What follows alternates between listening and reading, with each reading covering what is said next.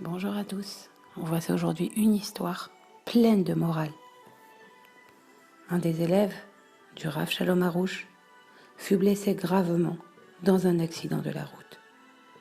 Une profonde cavité s'était formée dans son dos qui mettait à nu sa colonne vertébrale et parvenait presque jusqu'au rein. Les médecins ne réussissaient pas à guérir la blessure en raison de complications diverses et d'infections. Ils baissèrent les bras en signe d'impuissance. Lorsque le Rav Shalom Aroush lui rendit visite, il lui dit « Jusqu'à présent, tu t'es contenté de quelques instants chaque jour pour t'isoler et parler au Créateur. Il semble maintenant qu'il exige de toi davantage. Si tu veux vivre à partir d'aujourd'hui, consacre-y 2 heures. » L'élève l'a écouté.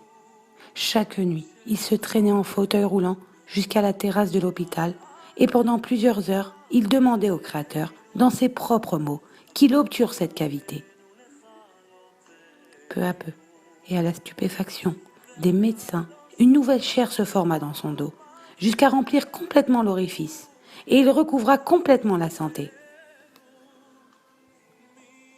Lorsque des médecins avouent leur impuissance à guérir un malade, en prétextant qu'il n'existe aucun remède à sa maladie, celui-ci se renforce dans la foi et ne fait confiance qu'en le Créateur, et c'est alors que s'ouvrent pour lui les portes de la guérison et du salut.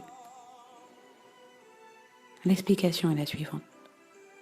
Tant que les médecins conservent quelques espoirs, il est difficile aux malades de ne faire confiance qu'en le Créateur, car il lève aussi les yeux en direction des médecins et de leur traitement. C'est la raison pour laquelle aucun malade ne doit attendre que les médecins déclarent forfait. C'est dès le départ qu'il doit se renforcer et ne placer sa confiance qu'en le Créateur. Il faut bien le savoir. Le Créateur est tout-puissant. C'est lui qui décide et c'est lui qui dirige. On peut transformer tout décret avec la prière, le repentir et les dons à la charité.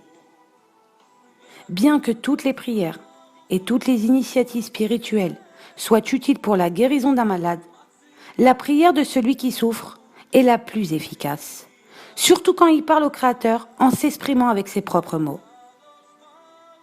Il se tournera donc vers lui, le suppliera, répandra devant lui ses plaintes et lui demandera de guérir, de lui donner la possibilité de se repentir. Il aura besoin de prolonger considérablement ses prières, même pendant plusieurs heures, en détaillant tous ses besoins, physiques et spirituels. Comme le disait le roi David, « Éternel mon Dieu, je t'ai invoqué et tu m'as guéri. » Voilà, et bonne journée à tous.